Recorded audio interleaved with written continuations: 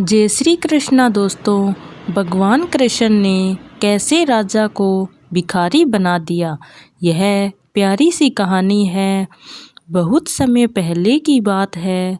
एक राज्य में एक प्रतापी राजा राज करता था।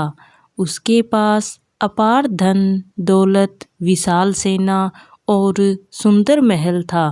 प्रजा उसका आदर करती थी। धीरे धीरे राजा के मन में घमंड आ गया।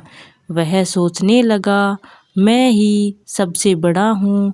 यह राज्य मेरी बुद्धि और पराक्रम से है। भगवान की मुझे क्या ज़रूरत है। वह मंदिर जाना छोड़ चुका था और साधु संतों का अपमान करने लगा। एक दिन भगवान कृष्ण ब्राह्मण के वेश में राजा के दरबार में पहुँचे। उन्होंने कहा, राजन, मैं भूखा हूँ, मुझे थोड़ा अन्न दान दीजिए। राजा ने हंसकर कहा, मैं राजा हूँ, भिखारियों को दान देने के लिए नहीं बैठा। जाओ कहीं और मांगो। कृष्ण मुस्कुराए और बोले, राजन, तुम्हारा यह राज्य किसका दिया हुआ है। राजा क्रोधित होकर बोला, मेरा पराक्रम मेरी शक्ति है। कृष्ण बिना कुछ कहे चले गए।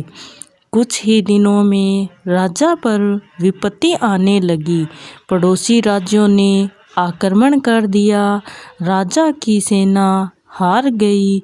उसका खजाना लूट गया। महल जल गया। राजा दर दर भटकने लगा।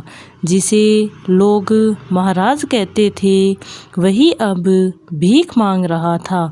भूख से तड़पता हुआ वह एक मंदिर पहुंचा। मंदिर में वही ब्राह्मण बैठा था।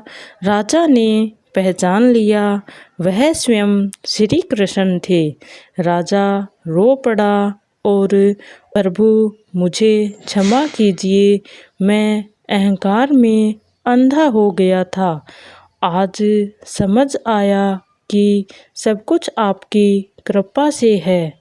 कृष्ण बोले, राजन, यह लीला तुम्हें सिखाने के लिए थी कि धन, पद और शक्ति स्थायी नहीं है। जो भगवान को भूल जाता है, वह सब कुछ खो देता है। उन्होंने राजा को आशीर्वाद दिया। राजा को फिर से राज्य मिला, पर इस बार वह विनम्र और धर्मपरायण बन गया था। भगवान पल में राजा को भिखारी और भिखारी को राजा बना सकते हैं। घमंड सबसे बड़ा शत्रु है। विनम्रता ही सच्ची भक्ति है। सब कुछ ईश्वर की कृपा से है। यह थी दोस्तों प्यारी सी कहानी। अगर आप सभी को यह कहानी अच्छी लगी हो तो प्लीज़ मेरी वीडियो को लाइक करना, शेयर करना और सब्सक्राइब करना मत भूलना। राम राम सभी को, धन्यवाद।